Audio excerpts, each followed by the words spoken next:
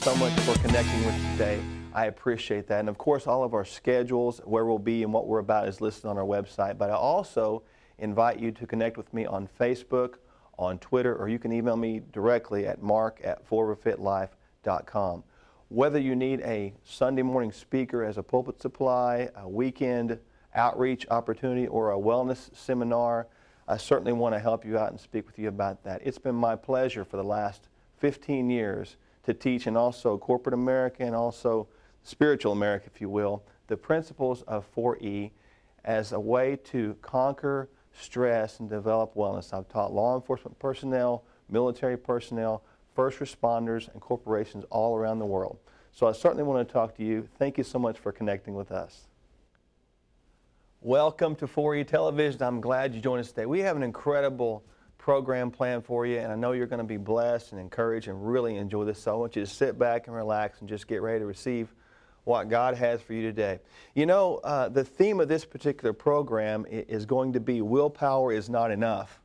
And how many of you out there have really said, I will never do this again, or I will begin to do this every day, and found that that just wasn't good enough? It was like you wanted to do this so bad, you wanted to put all effort into this, had the best intentions, but it just didn't work out. You know, I know I've been there many times. There is a passage in the Bible that actually speaks directly to a moment in time where a person we've all heard of, a person who wrote 2/3 of the New Testament, actually has a moment of reality, or a moment of realness, I like to say, a moment of honesty. And I want to read you a couple of verses. It's found in the Bible in the book of Romans, chapter 7. Now, if you have your Bible, I want you to turn there. If you use an iPad or an iPhone, get used to finding out where things are in the Word of God. Don't just trust someone that is standing behind a television camera or standing behind a pulpit just because they said it. Know where it is, know why it is, know why you believe what you believe. And the only way to do that is to study it for yourself. So I'm going to read to you a few verses beginning in Romans chapter 7. And I'm going to begin in verse 14. I'm going to read all the way down to verse 25. A little bit, but I want you to catch the theme of what's going on. And this is the Apostle Paul talking out loud about what's going on inside of him. And I'm reading in Romans chapter 7, beginning in verse 14. We know that the law is spiritual, but I am unspiritual, sold as a slave to sin. I do not understand what I do, for what I want to do, I do not do. But what I hate to do, I do. And if I do what I do not want to do, I agree that the law is good. As it is no longer I myself who do it, but it is sin living in me. I know that nothing good lives in me, that is, in my sinful nature. For I have the desire, listen, I have the desire to do what is good, but I cannot carry it out. For what I do is not the good I want to do. No, the evil I do not do, I do. This I keep on doing. Now if I do what I do not want to do, it is no longer I who do it, but it is sin living in me that does it. So I find this law at work. He's got this dilemma going on right here.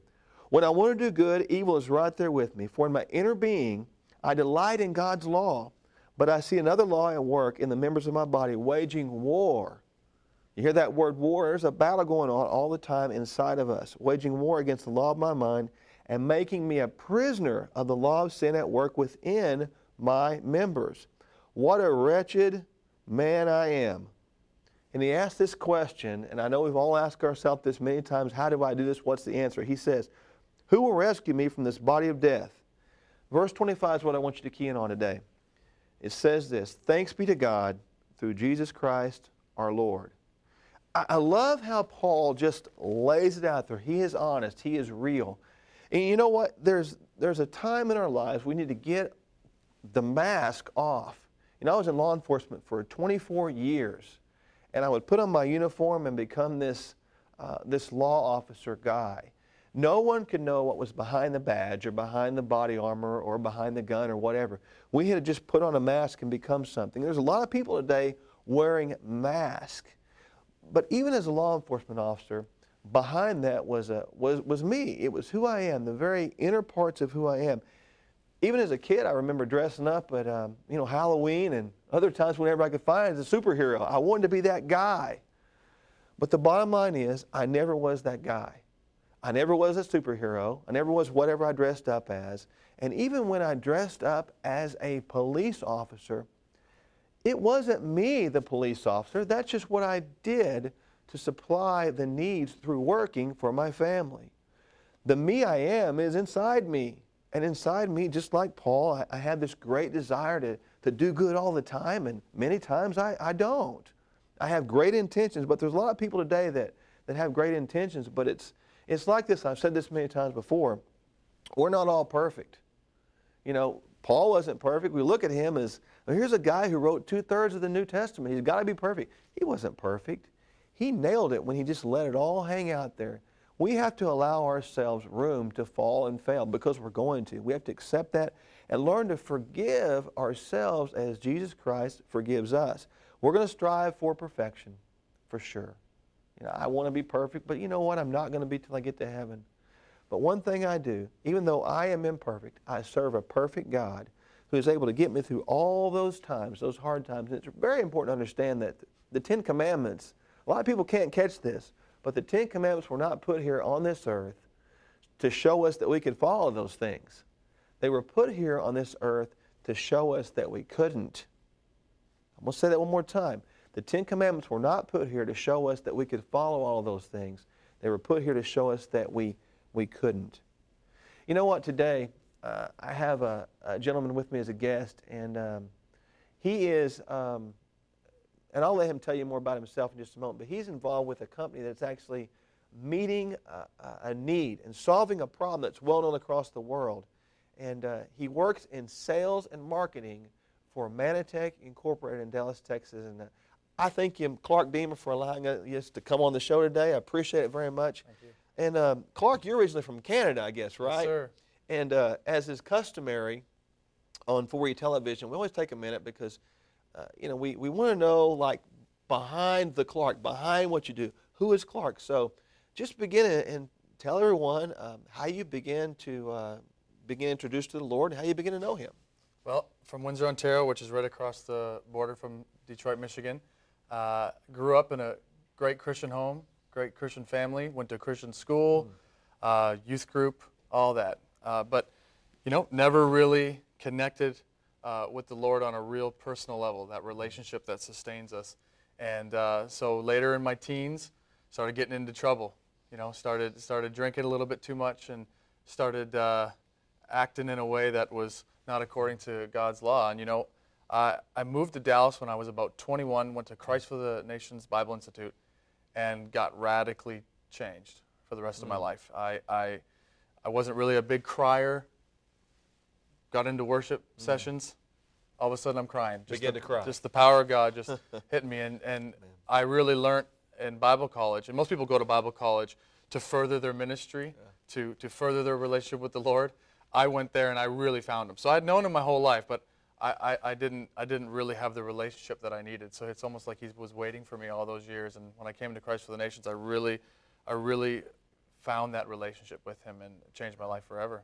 I think that's cool. You mentioned the word relationship, you know, and it's kind of like, you know, Clark and I know each other. If we hadn't sat down and talked, we wouldn't know each other. I might know of Him, might know about Him, but I don't know Him. And the only way to get to know Him better is to spend time with Him. And that's what we've done, and we've got to know each other. So I think that's key on relationship. Now, even though you grew up knowing about the Lord and you began to get close to Him and get tight to Him, it began to change your life. You had the best intentions in the world to serve Him forever, right? Absolutely. And never mess up. Absolutely. Kind of like us all. We always try, and we think it's going to be easy. Is that true? Yes, sir. Is it true that it's very easy to Oh, just? no. It's tough, isn't it? It's tough. And you know, we've all, you know, like Paul, like myself, and you, we've all had these times where we said, I'm not going to do this. I'm not going to do this. You gave me permission to talk to you about a sense of realness. And I think being real is something that actually makes believability and authenticity come to life, right? So you struggle with something even after God radically changed your life. Can you kind of just lay it out there and tell us about that? Absolutely. So I graduated from Christ for the Nations and was kind of starting my new path. But alcohol was still very prevalent in my life. And I look back now, I've been sober for about 15 months now, and I look back at it over the last 4, 5, 6 years, and it was just that thing the devil had, that little thing, and I was blinded to it. I didn't see that it was an issue. I didn't see that it was holding me back. It was so deceived. I look back and I see that it was the thing the devil had that was holding me back. And it was Christmas Eve, not this last Christmas, Christmas before, I was just sitting at my in-laws' house, and I had drank a whole lot that day. And I was in a hot tub, actually, and I heard the voice of the Lord, which I don't know if you've heard the audible voice of the Lord. I've never heard the audible voice of the Lord, and I'm kind of jealous of people who have. But I heard, in my head, go wake up your wife, tell her you have a problem, you need help right now. And I'm pretty drunk at this point. It's about 3 in the morning, and I said, God, I don't want to do that. If you don't do this, your destiny is unknown. I really felt like he was giving me a chance, not a last chance, but just a chance. You need to make this decision. And so I got up, talked to her, told her. She was kind of looking at me because I had hid it for so long. She was kind of confused. So then I went through the process of going through the steps of quitting drinking, and it was not easy. And I give a lot of testimony to friends and my pastor in my life and my spiritual fathers who were saying, you can do this, and we're going to be there for you. And over a long period, and just really trusting in the Lord, time went by, more time went by, more time went by, and now it's at a place where I don't even think about it. But it took a little while to get there. But now it's I can say it's out of my life, and it's nothing holding me back. You said something there, and I don't know if anybody's thought this, but I want you to kind of pay attention to what Clark said. Even though he was drunk, he was intoxicated, God can still cut through the intoxication and speak to you. Many times we get this wrong idea we have to get cleaned up, sober, unhangovered, if you will, before God's going to come and speak to us. But that's not true. God will speak to you right where you are if you'll just open your heart and hear Him.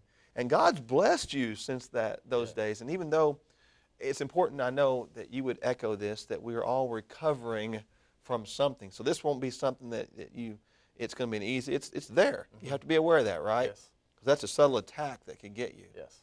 Now, you actually have a brand new baby. I do. How cool is that? Man, I was looking back when you were telling me you've been sober for how long? About 15 months. Okay. How old is your baby? 2 months old. Think about that. The minute God spoke to you and began to deal with you, and you began to be open and honest, God blessed you with a wonderful new birth. Not just in yourself, but in your family, which is so powerful. And now, to think about what you get to do, which you get to travel around the world, but you go to some specific places. Yes. Tell us about that.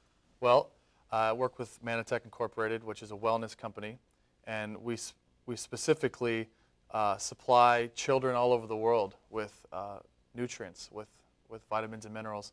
And I've been able to travel to Romania, Mexico, Australia, all over the world, giving these nutritional supplements to these kids. And it's unbelievable because it's one thing to feed a child and feed their belly for about 4 or 5 hours. It's another thing to nourish a child long term. And so one of the things I get to do on a marketing standpoint is I get to go to these orphanages, interview the caretakers there, and find out how the kids are doing with the product.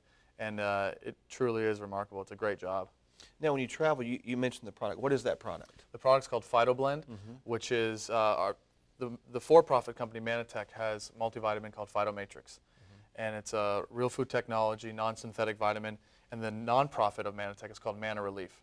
And we took the PhytoMatrix multivitamin, crushed it down, and made it into a powder form we call PhytoBlend. The reason for that is the easiest way to administer the product to the children is just by giving it to them in the food they already eat. We've tried gummy bears, we've tried different things, and this is the best way to administer the product. And so PhytoBlend is a non-synthetic real food technology supplement that we give to children. So the same technology that Mannatech sells here in the United States is the same product that we give to children in third world countries. I know you know this, but just to tell everybody else, I am such a big believer in the science and the technology. Phytomatrix, there's 4 of those that go right in my mouth every day. I'm a big believer that you have to nourish yourself. I mean, it's like the Word of God. You could read a verse or two, and it might feed you for just a little bit. But when you really get into it, man, there's nourishment here. Right. And you are nourishing those kids in those orphanages. And when you see that, I bet that just stirs something in your heart, doesn't it? Oh, absolutely. What do you sense and what do you see when you see a kid that is nourished? Well, you know, I went to Romania, and the caretaker brought out these oranges. And all the children rushed like crazy to the oranges. And I said, why are they freaking out over oranges? And they said they only get 2 servings of oranges a year.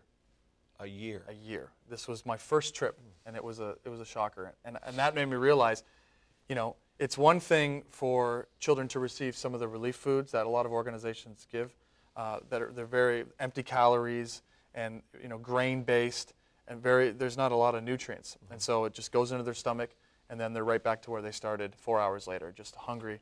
So it's a temporary fix. It's a temporary fix. Versus a more permanent nourishment Yes. to provide sustainability, Yes. if you will. Yes, and these children don't get apples and oranges and fruits. They don't get that. They get just the bare minimum rice and beans and corn-based products. And so when you give them vitamins and minerals from plant sources, after about 6 months, and you start hearing from the orphanages some of the things that are happening to these children, it's really remarkable. Now, I want to touch on this subject today because there's something you're involved in.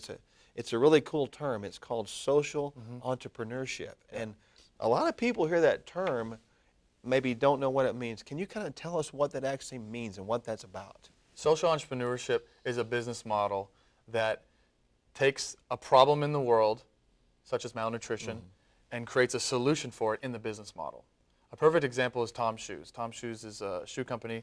Right. The founder, he went to Venezuela. He saw that children didn't have shoes. They couldn't get into school. They were getting sores on their feet, and not having shoes was a big problem. So he came back to the United States and thought he would start a charity, because that's what you think when you're going to help someone in a foreign country. And he came to the realization that if he started a charity, the sustainability of a charity nowadays is very low. And he thought to himself, I'll start a company where every time I sell a shoe, I'll give a shoe. Right. And donation through consumption type deal. So he started it, and it's one of the fastest growing shoe companies in America because the cause behind it is greater than the purchase. So he found a problem, he incorporated it into his business model, and he sells shoes all over the world because of it. And Mannatech did the same thing. For every time a consumer takes a month's supply of one of our products, we give the same technology to a child in need. So it's created a sustainable donation, and that program is called Give for Real. And I was part of on the team that launched that, and it's unbelievable because I've been to the orphanages where we've given them product for years, and then donations were down, and then we couldn't give it to them. And, you know, the only thing worse than a child not having proper nutrition is a child having proper nutrition and then having to take it away because of lack of donation. So through this business model of social entrepreneurship, every time we sell, the more we sell, we give. So it's an ongoing thing. You know what I think is cool about that is as I participate as a routine purchaser, so I get the opportunity and the privilege of participating in the social entrepreneurship business model. And the really cool thing about that is that's not just targeting seeking donations from people at church, not seeking donations from business people or individuals. It is using something that people are going to buy anyway and putting a cause behind that so they can actually feel even better about the purchase and even the company in which they make that purchase. Is that kind of the overall sense of it? Absolutely. You know, it's Harvard Business Review said that social entrepreneurship is the most innovative business model of the 21st century. You know, a lot of companies have corporate responsibility or cause-based marketing, which is great, but it's basically them taking a profit of their sales and giving it to something. Social entrepreneurship is entwined in the business model, so it's never ending. So every time that person gets their automatic order, they're giving, every time. And so it's never ending unless someone decided, I'm going to cancel my order. That is the only way, and that rarely happens. So as we grow, so does the amount of servings to children all over the world. I think that's cool. And get involved in the concept of social entrepreneurship. He mentioned one company, his own Mannatech Incorporated. He mentioned Tom's, and I've bought Tom's for my children. And personally, without even being aware of the concept of the business model of social entrepreneurship, I bought those shoes just because there was something in the box that said there's a piece of your purchase that's going to actually put shoes on a person overseas. And that's why I did that. Yes. That's really interesting because it brings that sense of responsibility and the ability to solve the problem that we're all aware of. And it brings it in a way that is easy and convenient and visible and viable. Yes. I love that. Clark, and I'm going to ask you, I put you on the spot. Would you come back? I want you to continue this discussion because I'm fascinated with your life and what you're doing, but I want to talk more about social entrepreneurship. So would you come back next time we film and get this? I would love that. Because, I mean, you bring out something I think in you is pretty cool. You're honest, even to the point, I mean, you know that there's thousands of people that are going to see you and hear your story, and that's Clark. Now I know. You're not embarrassed by that, are you? No. I mean, you're being real, and I think that's going to actually make people respect you more, because people these days, they're truly looking for real. I've said it before, the best sermon that I've ever heard was one I saw. I get tired of all the words and all the good intentions, and I want to get to the core of things, and the whole concept of Clark here today. You've mentioned that you tried and tried and tried serving God, and you had these struggles, this little peace, and now that there's been some level of defeat there, you trusted Christ, He's provided answers. Look at what He's doing in your life now. Mm-hmm. He's blessed you with a wonderful wife, a brand new baby, an ability to go to all these orphanages over the world and see this miracle at work. I mean, you got to be amazed by that. Absolutely. How your life's turned around. Absolutely. And you're originally from Canada, right? Yes. Yeah, that's so cool, man. And how old are you right now, if you don't mind me asking? Are you 30? Is that correct? I'll be 30 on 3 or 4 days. There you go. Yeah. Well, I ask you that question because we sometimes look at age as being either a hindrance or a detriment or vice versa. And the bottom line is, it doesn't matter how old you are or how young you are. There's a purpose and a plan for your life. And the key to finding that purpose is to get in touch with really who you are and being honest and for lack of a better term, to own it, man. Own it. Quit playing games. Quit wearing the mask. Quit putting on the suit and pretending to be somebody else, and own it and be honest.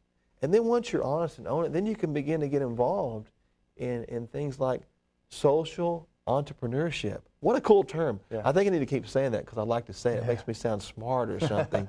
But it really is. It's a brilliant model. And you actually travel with Sam Castor, the president, right? Yeah, the founder of Mannatech. And I've met that guy, and I've said it before, even on this program in the past. He is a sincere, strong believer in the Lord Jesus Christ.